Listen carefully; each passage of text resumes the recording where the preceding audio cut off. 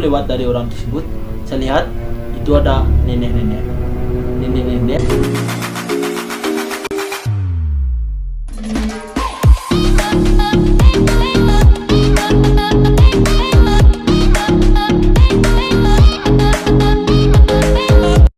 Hey, what's up guys, kembali lagi di channel gue Yana Custom. Alay bangsat. Jangan lupa sebelum nonton video ini kalian bantu saya like, komen, dan juga subscribe.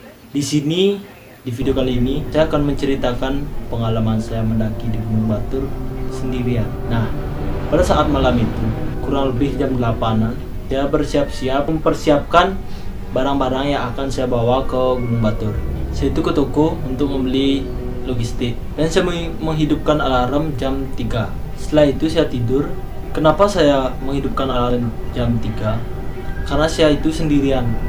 Sudah pasti tidak akan menunggu orang lain. Kalau bersama teman, sudah pasti si nunggu teman ini, teman si A, teman si B. Karena saya pingin sendirian, saya berangkat sendirian. Ya emang maksudnya kira-kira jam setengah 4 saya berangkat dari rumah ke Kintamani, Bangli, yaitu di Gunung Batur. Saya langsung berangkat ke Gunung Batur karena saya tahu kurang lebih 1 jam untuk sampai di Gunung Batur. Di perjalanan, saya takutnya itu cuma di perjalanan pada saat naiki motor, bukan pada saat pendakian. Karena jalan menuju ke Kintamani itu sangat-sangat sepi. Kalau tidak salah, saya itu berpapasan dengan 5 atau 6 kendaraan pada saat mau ke Gunung Batur.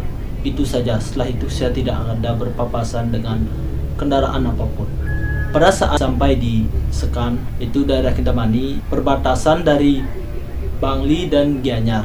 Gianyar Utara itu di daerah Tegalalang.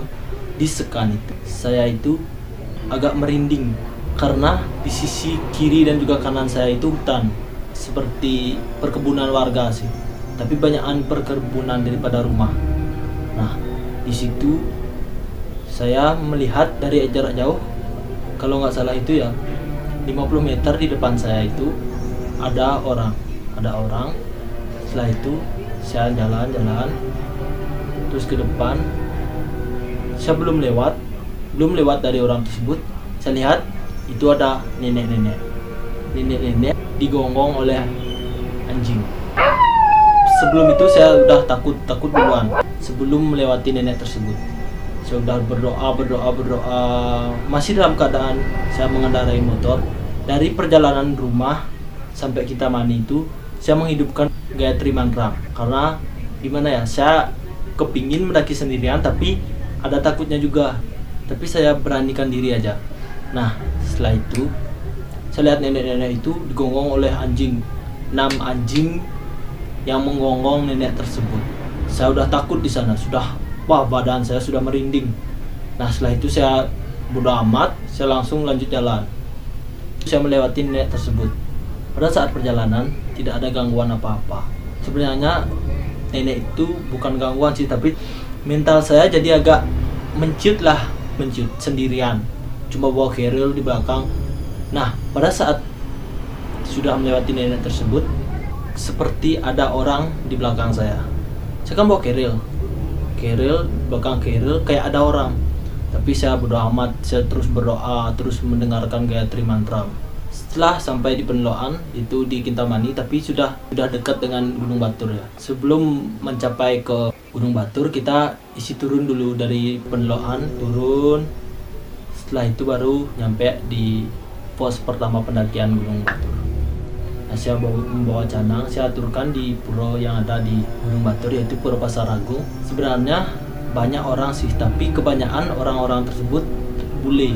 Lokal kayaknya sedikit yang mendaki pada saat saya mendaki sendirian itu. Nah, setelah itu saya sembahyang di Pura Pasaragung. Selesai sembahyang, saya melanjutkan perjalanan saya menuju puncak Gunung Batur. Nah, di sini saya itu menggunakan jalur yang ya lumayan cepat sih.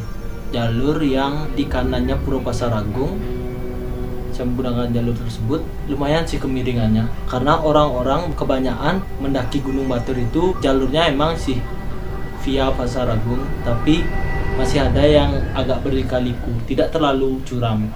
Nah, saya menggunakan jalur yang curam. karena saya sudah pernah menggunakan jalur itu sama teman-teman saya sebelumnya. Itu kenapa saya, nah ini banyak pertanyaan ya dari teman-teman saya, kenapa saya itu mendaki sendirian. Nah yang pertama alasannya itu karena saya pengen tahu seberapa kemampuan saya untuk mendaki.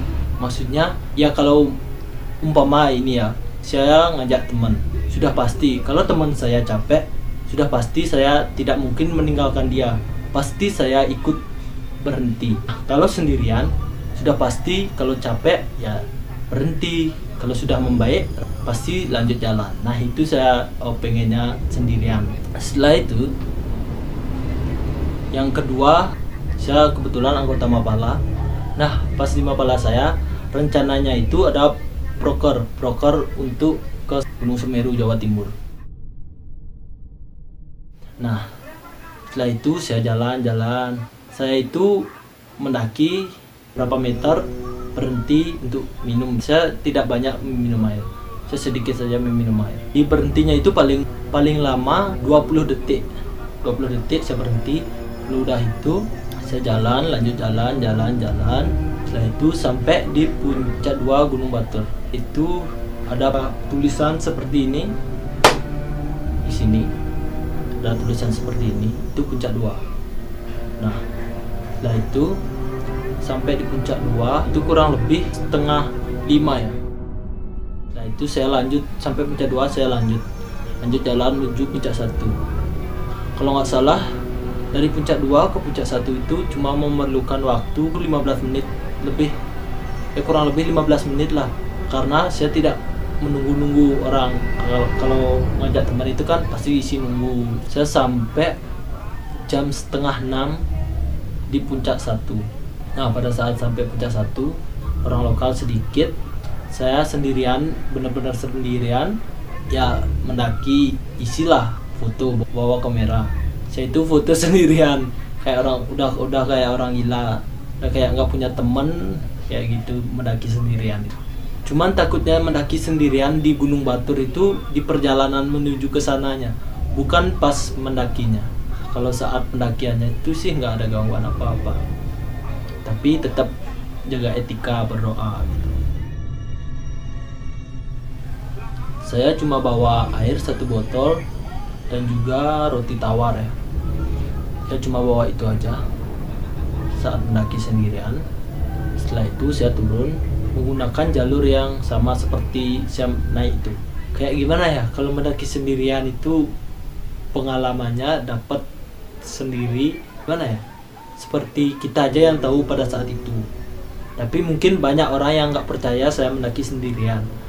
Ya terserah lah dari kalian semua. Intinya saya sudah merasakan gimana rasanya. Kalau kalian pengen sensasi yang berbeda, coba aja mendaki sendirian. Saya sudah agak gimana ya, bukan nggak berani lagi, tapi ya untuk sendirian udah cukup itu aja.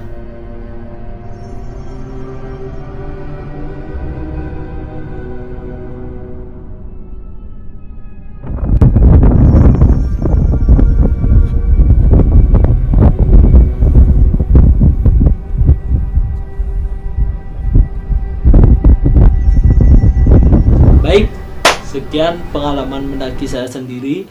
Saya mohon bantuannya untuk semuanya, bantu di subscribe. Saya akan menceritakan pengalaman saya mendaki ataupun pengalaman apa saja, dan juga ada tutorial. Jangan lupa di like, komen, dan juga subscribe, dan juga di share ke teman-teman kalian semua.